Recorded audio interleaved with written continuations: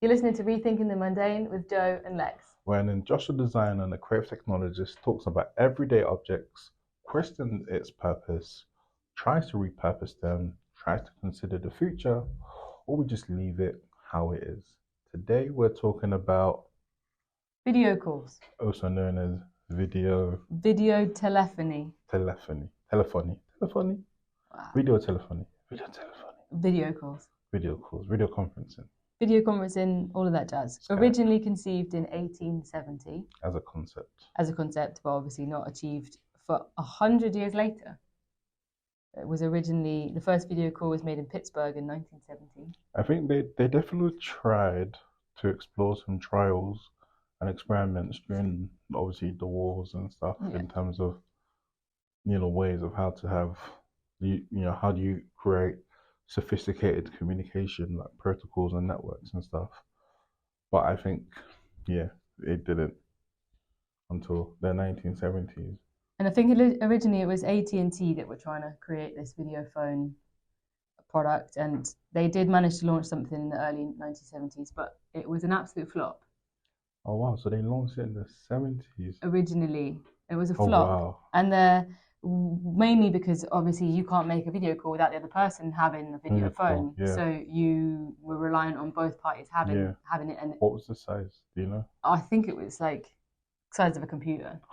So like this isn't something that's portable, and it was expensive. Equivalent of about $1,000 today just for one function. You think people pay that much perhaps for their iPhones, but it's going to do everything. It's a SLR camera and a phone and a video conferencing and gaming platform and everything. So but another thing that was quite interesting is that people didn't actually want to be seen, because this was the idea of making a phone call, but you could then see that person, and people were making a phone call in the bath, in their dressing gown, just hanging out in the evenings, and the people they were calling might have been people that they were familiar with, like friends and family. And you didn't need to be formal. You didn't need to be seen in that situation. So anyway, it didn't take off. In fact, it didn't take off at all. They tried a decade later, and they tried again in the 90s. But interesting, what did take off in the 90s wasn't the idea of a video call, but the idea of a webcam. Fundamentally, it's the same thing. You are able to have a video call with another person, but it being not about taking a video phone kind of approach, but a PC to PC sort of video exchange. And it was in the 90s when the invention of the webcam was enabled platforms like Skype to really take over that space. And so you were using you were using kind of But going back to like what you said about the webcam, if you think of the name, the webcam, so it was quite different from video call. And if you remember our episode, for those who have been following us, when we talked about the internet, and we talked about Web 1, Web 2, I guess the webcam became part of that, and I guess maybe Web 1 as well, that part of that sort of sparing of content generation in a way where you join chat rooms and community rooms. And so these are, curious people who are revealing themselves and showing themselves. Oh, I just hit the mic. And then, and that spread into that, Web 2 sort of space and stuff. And you talk about Skype, which I guess, some people might kill us and for getting this wrong, but I guess Skype was, what would you say was your like MSN? I don't know if you're an MSN user. Oh, you could have said Skype. I was thinking MSN was But I didn't use video calls with MSN. Could you video call on MSN? I don't think you could. It was all Messenger. MSN Messenger. So you could video call on MSN? No, I always use Skype for video calls. Oh shit. Yeah. I don't know why I feel like on MSN. I mean, we use them at the same time, maybe. But I remember using MSN for like chat. Yeah. That was always just chat. That was like precursor to the BlackBerry type thing. But sorry for cutting you short. No. But trip down memory lane, Skype, getting a webcam, having a video call with somebody. Yeah. But I mean, let's just jump forwards, from the 90s through to the 2020, and video calls obviously just blew up. Yeah. Pandemic, couldn't see each other face to face, absolutely reliant on a video. call, whether that is to speak to your nan or your colleagues. How do you feel that's kind of influenced the workflow, the workspace? Well, I've been building video call technology since 2014. The first project I ever tried to do at the time, Google had open sourced a communication protocol called WebRTC, which was basically about having real-time connections on the web. So with Skype, you have to download an executional file. You download that, you use an application on your computer, requires maybe extensive data, you need storage. Google's goal at the time was WebRTC would allow you to have conversations through the browser without downloads. You know, with Google Meet, for example, you don't download anything. You just go to meet.google.com and have the conversation. So at that time, we were very much at community interested in healthcare, and we were trying to build a lot of small business software. So we were like, why don't we build our own virtual platform that would allow doctors and patients to communicate with each other from the comfort of the home. It was inspired by my granddad because he was a chronic patient of the NHS and he had a lot of physical ailments, so he couldn't necessarily like get up and go to the hospital. So it's like, could we bring the hospital to the home? And the whole idea is like maybe put a webcam, maybe plug it to like a TV or monitor, and he can speak to the doctor. From there, also at the same time, Balram Health was also launching their own GP service. One of the hardest things was obviously, you know, where video conferencing relationship had happened with Skype, and we already had that relationship. Particularly industries like healthcare were very difficult to pull through. Like we had this concept in 2014. We had a few like successes, but in terms of like, could we actually turn this into like something that could like be a business and make money? Hell no. And then COVID happens. And then everybody, like whoever bought Zoom stock in January 2020 was probably one of the smartest visionaries of all time, because Zoom exploded. Oh my gosh. I didn't even know what Zoom was before COVID. Like that's how I mean, I use Google Meets, but I mean maybe I knew what it was, but like I certainly didn't think that it was going to be that prolific. And they haven't even bothered to update the app. Like it looks like the same. It's mad. But yeah, I guess because we then used it to speak to someone at the bank, we had no choice but to have kind of telecare appointments. We have, obviously we were having all of our meetings with colleagues and work-related stuff, clients online. Then it wasn't just the thing that you did to speak to your mum on the weekend or to hang out with a mate who lives in Australia. You know, it suddenly very much was like everything online. And I guess the adaptation, right? Because I think maybe that first lockdown, people were trying to still do the same things you do in person and bring that to online, but realize, hold on, screen fatigue is a thing, video fatigue is a thing, and you know, and like I remember, like we used to do this back in the days, full day ideation workshops, and in the video era, it was like, bruh, we have to make this like 3 hours max. With breaks. With breaks, yeah. And like change, because it's like even like creativity, like inspiration, like trying to get people to come together to conceive an idea through the screen, just that source was missing. Convenience was there. Yes. But like that true je ne sais quoi, in terms of like how collaboration and stuff really connects. You lost that naturalness that comes in the creative process. You know, I don't know what you think or feel, but I guess Marama was pretty good at like still during those times to have more in-person stuff. But did you do a lot of video? When we were reliant on video, we've always been reliant on video to speak with our clients, because we got clients from Australia to you know, North America and everywhere in between, and so that stage of it has always been it's always been reliant on video. But collaboration as a team, as a design team, as a design of physical products, we've always had to be face to face. And during COVID, if that meant cycling across London to sit on a pavement and discuss samples there and, you know, in person, then that's what we did. it wasn't possible to do all of those things. We could do a lot of stuff online, but not everything. And it's those moments where you actually, as you say, you get in a room together that made the biggest difference. But because of COVID, everybody just like left the city, moved away, completely reliant on remote working, completely reliant on video calls. Obviously, subsequently, some people have kind of come back, but there are still a lot of businesses that are 100% remote. And I guess it's interesting to think about whether, we both recognize that those moments of like real kind of potent creativity come best and come quick and come more often when you're physically sharing a space. Yeah. Do you think that that's going to be a serious issue for businesses that have accepted the full remote working? I think it's an interesting one because I feel like, where we see the impact of video call, mostly obviously it's in our relationship of work, and, now conversation about what is work, how do we work is a big conversation moving forward.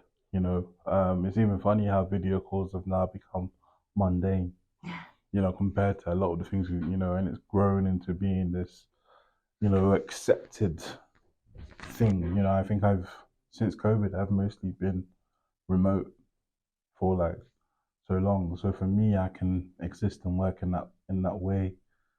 But I guess it's finding that hybrid approach, which I think every organization is different and has their own set of needs and requirements. And it's like, me and you could have spoken, we could have done Rethinking the Mundane through video call, right? Well, you could have sat, in here and I could have sat at home and we could have had a conversation. But would that have moved smoothly as what? It's all it is. It's like, interestingly, we've never even discussed that as an option. It's never sort of felt like it was an option to do that remotely, because we wouldn't have that. I mean, nothing about this is planned. We just sit in a room and we chat. Yeah. But it's that sitting in a room and chatting that makes it feel a lot easier and possible. I mean, I think it, as you say, when there's like that barrier of screens, maybe it's the fact that we're not picking up on the nuances of body language, of the ease of which you kind of end up speaking over each other when you're on a video call. Like, there's all those little nuances that just haven't been sort of ironed out yet. And I guess that's where, dare I bring it up, the Apple Vision Pro is maybe trying to find a little niche or a little space in that idea that you can kind of put something on and be in a physical space.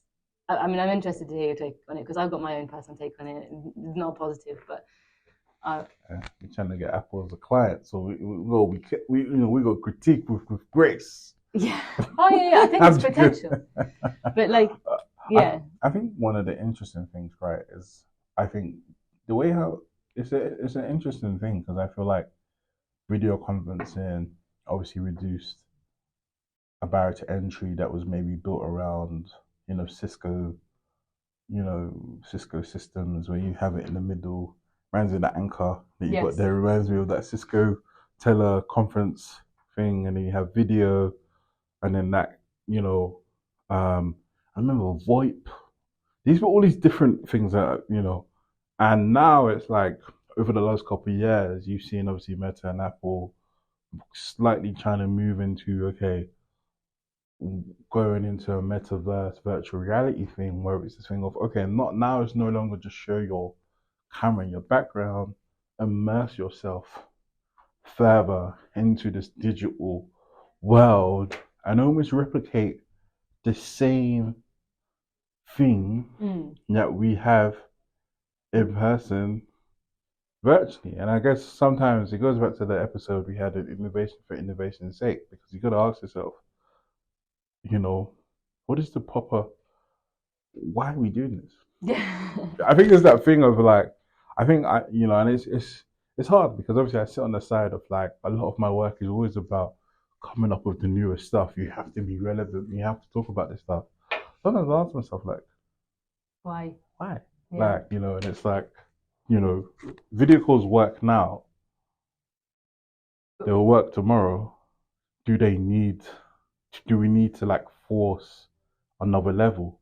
Or would this, if we made it more immersive, would it help for better collaboration? Is that the argument? That if you make it more immersive, you trick the brain that you're in another world, rather than I'm on the screen and I got screen fatigue and I'm in another world. We take all over your whole sensory, your whole senses. Would that change the way we function in a sort of virtual setting?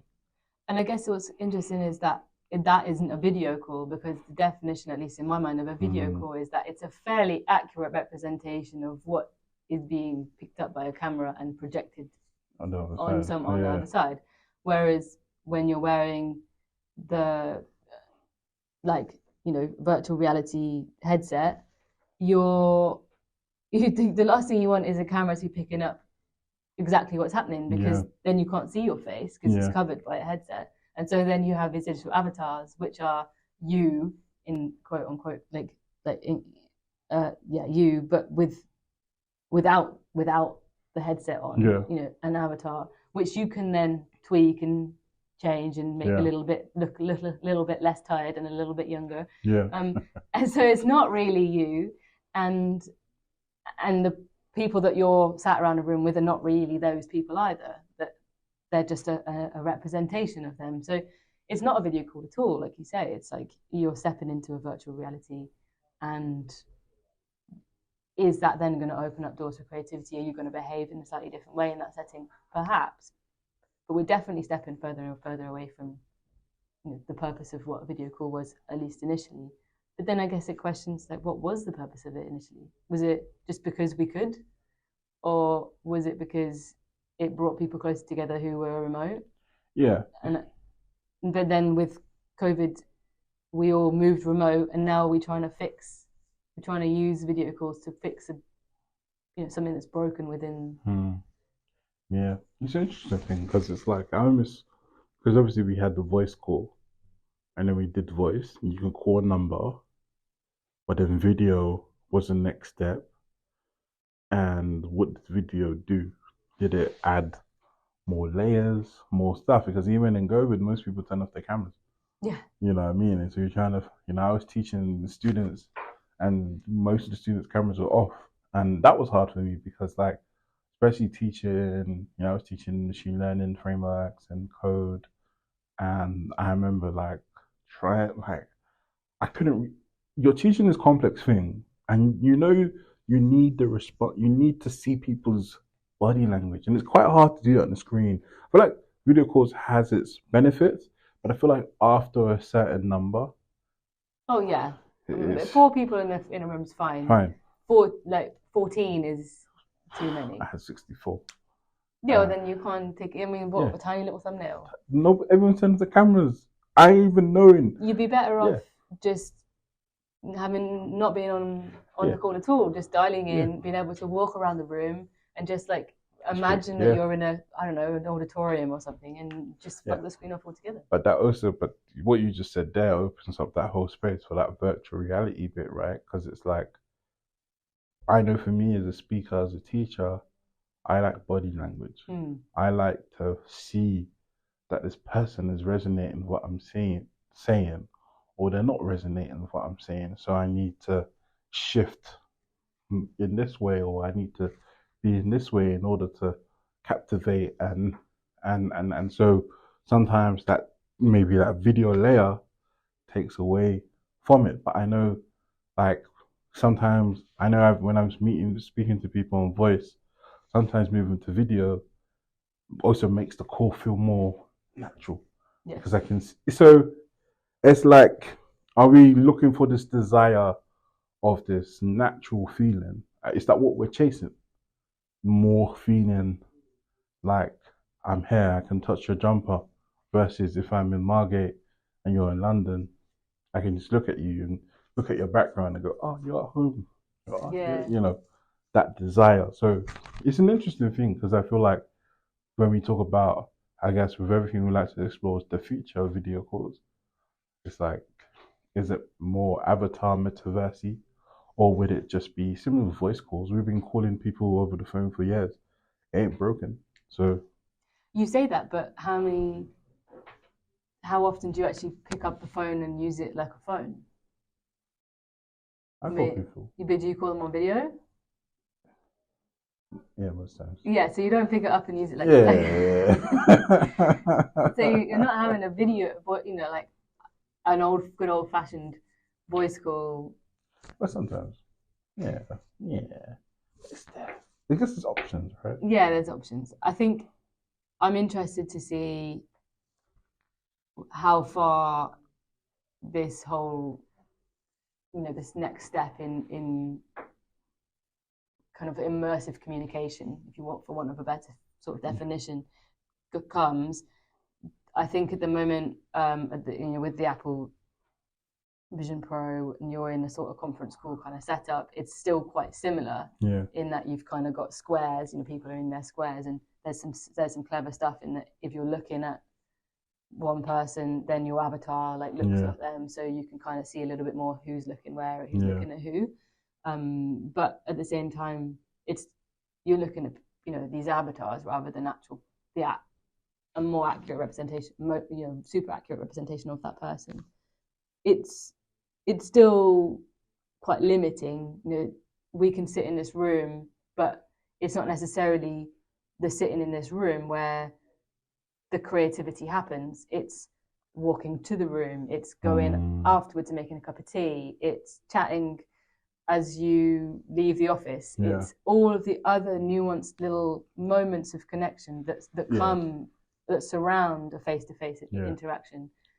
And especially when it comes to sort of a creative interaction or a workshop or a meeting that you don't have, and this isn't news. Like, this has been discussed time and time again. It's like, how do you capture those moments, those sort of peripheral opportunities for little creativity? I guess that's where, because even when you're saying this, it made me think about some of my experiences with video calling, where especially when working in a team context, it could always feel sometimes like video calls are very transactional. Yes. Okay, we're in the call, okay, cool, yeah, okay, bye. And it's just very like a transactional. But you set it up in that way. You put it in the diary with an agenda, with a right reason. You've said, right, I've put a meeting in between 3:30 and 4 for that task to be completed. Whereas sometimes especially if you're going to just call a mate or arrange a coffee or something, then there's no agenda. You just want to hang out. You just want to chat. Sometimes even in work, right? Like collaboration in office sometimes might have no agenda because you're just in a building, in a space, and I can just walk up to you and be like, Joe, what do you think of this cup? How do I evolve? You know what I mean? And it could be, so I think it's hard. I think there's a interesting conversation about the future of remote collaboration, remote work. I guess we've been talking about video call from a remote collaboration and work perspective, but there's a conversation of what is the future?